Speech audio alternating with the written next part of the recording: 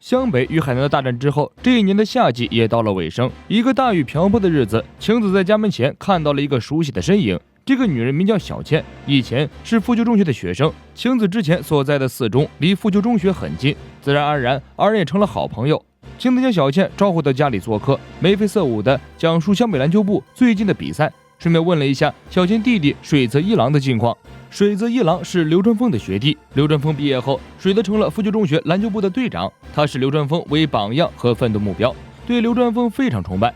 小倩此次前来，心事重重，谈起弟弟水泽，突然眉头一皱，缓缓道出事情经过。水泽一郎成为富久中学篮球队队长后，一直非常努力地带领富久篮球队训练，他的目标是有朝一日和流川枫前辈一起称霸全国。然而天有不测风云，在一次体能训练的时候，水泽的膝盖突然剧痛无比。经过医生检查，发现水泽患上了关节结核病，这是一种结核细菌进入关节而引起的疾病。静养的话，疼痛会消失，一旦受到刺激就会复发，还有恶化的可能，非常棘手。而且这种病很难彻底治愈，会留下后遗症。减少后遗症的方法只有一个，就是进行手术。但是从此以后，水泽就不能再进行篮球这种剧烈的运动了。起初，水泽听到这个消息以后十分抗拒，这个病情让他感觉非常绝望。如果不能打篮球的话，活着还有什么意思？后来，水泽在家人的开导下下决心做手术。在手术前，他有一个愿望，就是和流川枫一起打一次篮球。小倩此次来找晴子，就是希望能通过晴子安排流川枫与水泽再打一场。晴子答应小倩去拜托自己的哥哥，结果赤木听说这件事后，非常干脆地拒绝了晴子的请求。我非常明白他的心情。不过，就算是训练赛，也不能随便让旁人加入。你也知道，现在湘北正处于关键时期，无论晴子怎么央求，赤木都没有点头同意。晴子无奈，只好亲自去找流川枫求情。可见，樱木几人遇见流川枫和晴子在学校角落里单聊，在脑子里上演了一场初恋那件小事、校园青春偶像剧的剧情。樱木当场崩溃，嚷嚷着要和流川枫决一死战。流川枫听完晴子的叙述，对这个小迷弟有一些印象，但是他还是非常干脆地拒绝了晴子。中间，流川枫问了一句：“这是他本人说的吗？”晴子如实回答：“是他姐姐拜托我的。”流川枫说：“我没空理这档子事儿。”晴子非常苦恼。这时候，樱木跳出来搅局，晴子和樱木等人又叙述了一遍事情的经过。樱木听完若有所思，要是因为这事儿，那也用不着去拜托流川枫的家伙了。我这个充满爱心的天才，一定会让一郎君打起精神来的，包在我身上。第二天，湘北进行日常训练，赤木抽时间到医院做了复查。医生经过一番检查后，告知赤木，他受伤的脚踝并没有什么大碍，已经彻底好了。赤木的伤算是万幸，不会留下什么后遗症。一听到后遗症，赤木突然想到了水泽一郎。作为一个痴迷篮球的运动员，赤木知晓因为后遗症无法打篮球的痛苦。昨天赤木还义正言辞地拒绝了晴子，今天不知为何连从心起。赤木找到安西教练说情，希望安西教练能够允许水泽参加湘北的训练赛。安西教练关切地问道：“水泽君的腿现在很严重吧？”赤木回答：“医生说一场比赛的话应该不要紧。”安西教练点点头，答应了赤木的请求。当天晚上，赤木就将这个消息告诉给了晴子。晴子迫不及待地向小倩转达了这一好消息。水泽听闻湘北篮球队同意自己和流川枫前辈一起打篮球，激动得痛哭流泪。要知道，自己因为腿的伤病，已经放弃了和流川枫前辈一起打入全国大赛的梦想，把梦想降低标准，只要能和流川枫打一次球就满意了。如果这个梦想也破灭的话，自己的下半生应该会充满遗憾了吧。这是水泽最后一次比赛了，能圆了自己一个梦想，也算是了无遗憾了。第二天，水泽早早的来到湘北篮球馆，一遇到流川枫，水泽就跑过去打招呼：“流川枫前辈，你好，多谢您允许我参加今天的训练赛。”流川枫冷冷地说：“跟我没关系，要谢就先去解决。”流川枫说完，就默默地进了场馆，亲自招呼水泽去换衣服。本来水泽是白色队服和流川枫一组，但比赛即将开始的时候，流川枫提出来自己不想和初中生一起打球。此言一出，场上所有人都变了脸。樱木直率的大骂：“流川枫，你是冷血动物吗？”赤木打着圆场说：“不打打看是不知道的，水泽是神奈川第一前锋，不要小看人家，小心马失前蹄。”流川枫坚持不愿和水泽一组，星星无奈，只好让水泽和潮崎兑换，把他送去了红队。大家都觉得流川枫太没有人情味了。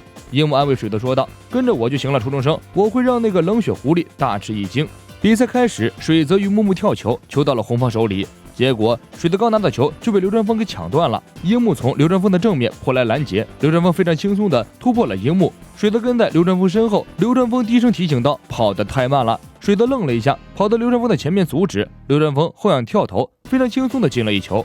红方进攻，球再次被流川枫抢断，流川枫带球快速来到篮下，樱木和水泽夹击上去，流川枫一个假动作，接着将球传给赤木，赤木拿球起跳扣篮，再拿2分。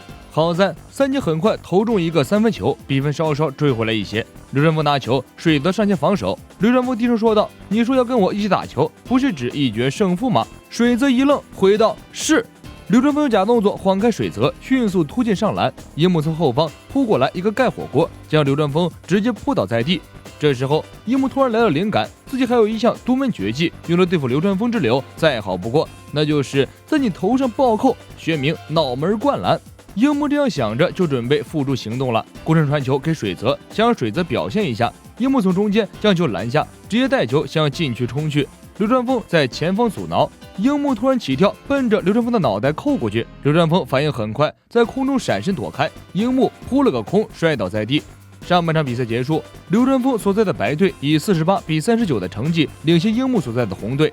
很快，下半场比赛开始，赤木点名让樱木来和自己跳球，双方准备就绪。赤木问道：“能抢到吗？”樱木斗志十足：“你在说什么呢，大猩猩？”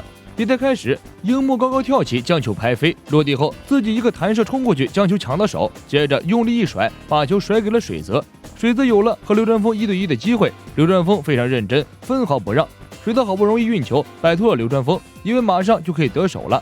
流川枫突然飞奔而来，一个盖火锅将水泽的球盖下来，这就以为自己得手了吗？小千感叹道：“真厉害，将我弟弟最出色的发挥轻易击破。”安西教练说道：“对于流川枫来说，刚刚也是他最出色的发挥，最出色的发挥要用最出色的发挥来回应，值得钦佩。”双方比分非常激烈，樱木几次勇夺篮板，将得分机会给了水泽。很快，红队就将比分追了上来，双方只有1分之差。这时，流川枫再次抢断，赤木在后面大吼一声，水泽去拦截流川枫。水泽应了一声，奔向流川枫。流川枫流畅地穿过水泽，带球上篮。水泽以空中跳起来阻挡，流川枫一个空中换手，避开水泽的盖火锅，成功得分。水泽在落地途中扯坏了流川枫的队服，落地一瞬间，膝盖突然发病，一阵剧痛传遍全身。赤木与四眼哥上前询问伤情，樱木推开二人，直接一个头锤，揍得水泽一脸懵逼。樱木问道：“疼吗？这疼能掩盖住腿上的疼吧？”流川枫说道：“这么娇气，比赛还没结束呢，做就要做到毫无遗憾。”水泽受到鼓舞，恳求赤木让自己继续比赛。这时候，场面传来一阵呐喊声。水泽抬头一看，不知道什么时候，富久中学篮球队的队员们围在篮球馆周围，高声给他呐喊助威。赤木振臂一挥，给我进攻！比赛继续，三井和樱木尽全力给水泽创造机会。水泽也不愧是富久中学篮球部的队长，出手不凡，屡屡得分。时间剩下最后15秒，双方全力进入最后的攻防战。樱木与流川枫拼抢篮板，将流川枫撞倒在地，拿到一球。水泽快速向前场奔跑，樱木传球给宫城，宫城又将球给了水泽。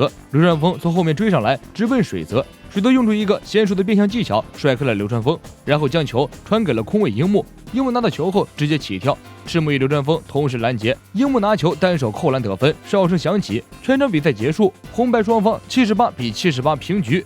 双方队员站好队形，安西教练对大家的表现给予了肯定。水泽站出来，激动地向所有的前辈表示感谢。我已经没有遗憾了，才得邀请水泽加入湘北篮球队，和自己一起担任经理人。以他的能力，应该会成为不错的经理人。樱木说道：“一起称霸全国吧。”水泽不住鞠躬道谢。流川枫将自己已经被撕破的队服脱下来，甩给水泽。水泽愣了一下，随即泪水涌出眼眶。以一名篮球选手的身份使湘北称霸全国的梦想虽然破灭了，不过水泽一郎又有了新的目标，就算只是配角，也要在与篮球有关的事业中实现自己作为篮球选手无法实现的梦。